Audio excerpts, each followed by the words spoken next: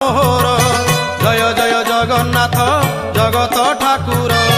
শতদল পদ্ম পাদে প্রণাম মোহর তুমি জ্ঞানদাতা প্রভু গণেশ রূপরে হো গণেশ রূপরে জ্ঞানর আলোক দিও অজ্ঞান ଅନ୍ଧାରେ তুম দয়া বিনা হো তুম দয়া বিনা ব্রহ্মা শঙ্কর হুয়ন্তি বাট বଣା তুম দয়া বিনা